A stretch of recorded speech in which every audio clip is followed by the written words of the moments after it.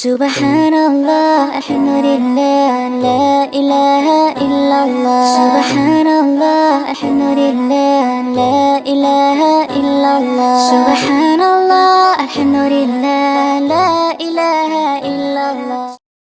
A'udhu billahi minash shaitanir rajim. Bismillahir rahmanir rahim. Wassalatu wassalamu ala rasulillah. Salam alaikum la famille, c'est votre frère Ibrahim et nous dans cette nouvelle vidéo Objectif Ramadan.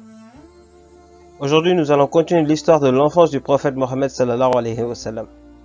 Au début de sa jeunesse, le prophète sallallahu alayhi wa sallam n'avait pas de travail fixe. Cependant, plusieurs rapporteurs relatent qu'il gardait de temps en temps des moutons chez Bani Sa'd et aussi pour les gens de la Mecque. Khadija, la fille de Khuwaylid, était une commerçante noble et riche, engageant à son service des hommes désintéressés et non avides. Ainsi, lorsque Khadija eut vent d'un homme honnête, de caractère noble, surnommé Al-Amin, elle demanda ses services. Elle lui demanda d'aller en Syrie pour les besoins de son commerce, prête à lui consacrer des moyens meilleurs que ceux qu'elle donnait aux agents commerciaux et à le faire accompagner par un jeune homme appelé Maïsara. Le prophète sallallahu alayhi wa sallam accepta l'offre ainsi faite et se rendit en Syrie en compagnie de Maïsara. Lorsque Mohammed sallallahu alayhi wa sallam revenu de la Syrie, Khadija radiyallahu anhu constata dans son avoir une sécurité et une bénédiction qu'elle n'y avait jamais connue auparavant. Maïsara l'informa de ce qu'il savait de la personnalité de son agent: douceur, vertu, force de persuasion, pertinence de la démarche et honnêteté. Khadija radiyallahu anhu trouva donc en lui tout ce qu'elle cherchait, malgré le fait que des seigneurs et des chefs tenaient à l'épouser, mais ne pouvaient pas obtenir son consentement. Elle se confia à son amie Nafisa bint Maniya. Celle-ci alla voir le messager d'Allah sallallahu alayhi wa sallam et le mit au courant de la proposition de mariage. Ravi, le prophète sallallahu alayhi wa sallam en informa ses oncles qui alors se rendirent chez l'oncle de Khadija pour obtenir son accord.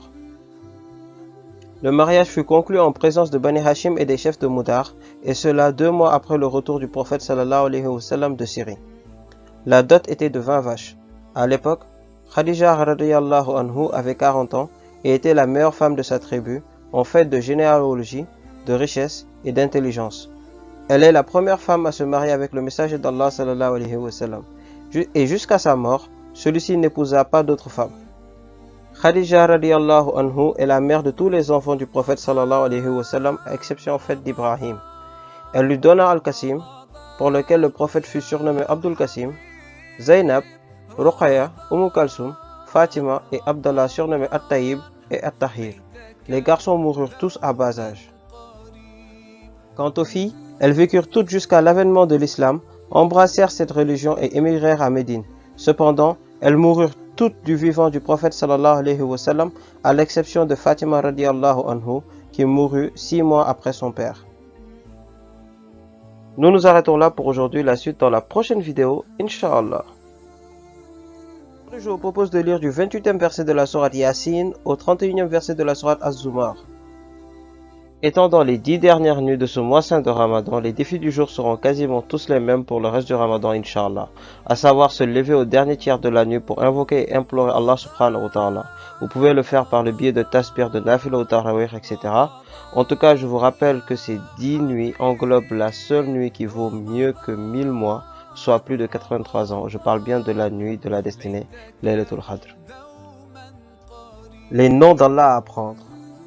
Al-Khadir, le déterminant, celui qui n'est pas atteint par la faiblesse, dont la puissance est absolue et domine la totalité des créatures et qu'absolument rien ne peut affaiblir. Al-Muqtadir, le tout-puissant, celui qui est puissant sur toute chose et ce dont les capacités sont absolument sans limite. Al-Muqaddim, qui a tout précédé, la primordialité absolue, celui qui est antérieur, sans concurrence, sans relativité, sans contexte.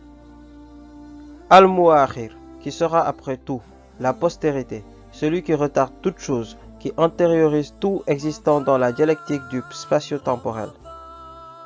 Hadith du jour, le mariage est ma sunna, et celui qui ne pratique pas ma sunna ne fait pas partie de moi.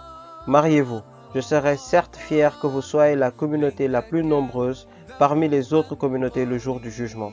Celui qui en a les moyens, qu'il se marie, et celui qui ne trouve pas de quoi se marier, qu'il jeûne, car le jeûne sera pour lui une protection.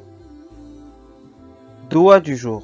Seigneur, Déverse sur nous l'endurance et fais-nous mourir entièrement soumis.